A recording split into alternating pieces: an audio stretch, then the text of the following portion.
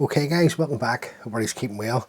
So I'm going to tell you we very soft spent mayfly pattern.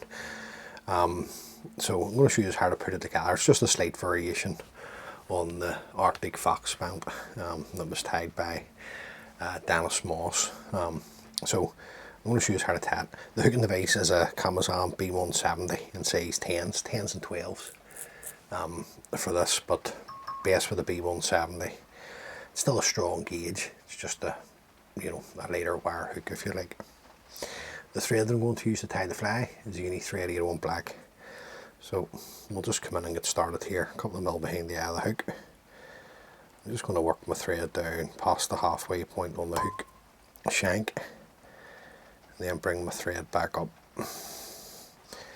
And a wee like a wax. Wax will help control this the hair more. Now this is fin raccoon that I'm using rather than Arctic fox, and you want to bring enough out to create yourself a split wing. So what I do is bring enough out like this. Now just keep it on the head. This will help control it better, and then you can gauge, split your hair in two, just sort of way to gauge the thickness of them before you tie it on. So I'm happy with that. A wee bit fussy that, but you don't have to do that. You can just knock it on and separate it. Now I just want to take out some of the bulk in relation to the under fur. Just get rid of that. And then the length of the wing. You're probably talking, I don't know, around about a length and a bit of the hook. Now, how I measure this is, I'm not measuring it from here, so the guard hairs. I'm measuring it from the actual hair underneath. So, just get yourself your length that you want for your wing. A couple of pinches on loop. Tighten into it. Now, if it moves, just bring it back round. Then you can check to see the length. Now, I'm happy enough with that, so I'm just going to tighten up, come back up with nice tight turns. Then we'll come in and lift the waist ends, trim those away. Now, just going to put on our wee like a wax on, and then just turn the vise towards me, so hopefully you can. I'll try and keep my hands out of the way as much as I can. See what I'm doing here, and then we're just going to split. We're just going to split the wing with a figure of 8 turn. So we'll get one turn in there, another turn in, then lock those turns in, come back in. Don't worry about any of the loose fibres. Now, I'm happy enough with that at the minute.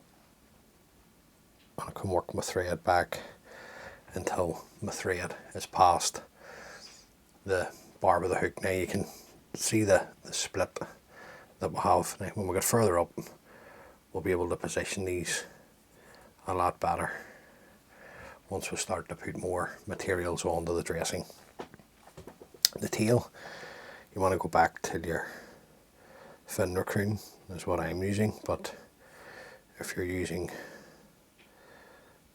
Arctic fox or marble fox will work just as well. Any soft hair basically, guys, will work. So don't be running out and giving yourselves a load of expense to buy stuff. Now you want the whole shebang in this, so don't be taking anything out. Just a very light pinch, and then just measure it, offer it up to the hook to the side, come around with a soft loop. You're basically lassoing the hair at that point, and then tighten into it, then bring it up on top. Now check the length to make sure you're happy with the tail. If you think it's a wee bit long, what you do on this occasion, I'm just going to put it in a wee bit, do about there. Happy now, come in, trim away the remaining excess. Then we'll just run our thread up, tying in these cut ends. That point there. Now the rib, I'm just looking some black flaxy floss. Now this here, you can see I'm almost through it. I've had that from Pushy was a kitten, so lasts you a long time. One of them wee hanks of this flaxy floss. Now just cut the flaxy floss in, so we're just going to stretch it as tight as you dare go, and work the thread back down nice and tight. Now I'm near sure on the pattern, Dennis's original pattern, there's a tag on the back. I can't be sure about that, so I'm just going to put on, this is some grey dubbing, so just dub that on. Now some of these wee fibres might want to get involved in the body, just be patient, and then just spin, tighten as you go. Now this will give you an extremely soft presentation, this type of pattern, when you're fishing the spent, particularly in the evening time. Then take your stretch floss, uniflex, whatever you like to call it, and 3-4 turns up the body. Just put another one in, so about 5 turns there up the body to give it that rib effect, and then just 2 or 3 turns will tighten into this. Now what I want to do at this point is another wee lick of wax, come in, bring my wing back, and just get a foundation of thread at the front. Bring the wings forward again, bring your thread to the back behind the spent wings. Now as you can see there, we're starting to get our shape. Now what I want to do here is, guys, I'm just going to pawn out a wee bit so you can see it a bit better. Just realising it's very tight in there. Now the hackle, so this is as you can see here, this is a cree, but it's a saddle. However, at the back, when you start to pick the feathers off, I'm just going to show you, you get these ones here at the back that are lovely marked. They're like a grizzle, and they're perfect for this. And it is a cock cape, but this is like a henny cock. It's nice and soft, the fiber's lovely and soft on it. Now I'm going to offer this up to the hook, 2-3 turns behind the wing, come in, get your hackle out of the way, lift the wing back, and then tighten in to the stem of the hackle. Then you can break that away, work your thread back up. Turns the hackle here really up to yourself. What I try and tend to do is 3-4 turns behind the wing. Right. Just want to see if I can control these a wee bit better here. So 2, 3, then come in, push your wings back nice and tight, and at the wing, right in tight at the wing at the front, push the fibres back again. Just keep pushing the fibres back as you take your turns. I'm going to try and get 4 turns at the front here, out of the hackle. Then keeping hold of the hackle tip, follow this around with your thread, another wee lick of wax.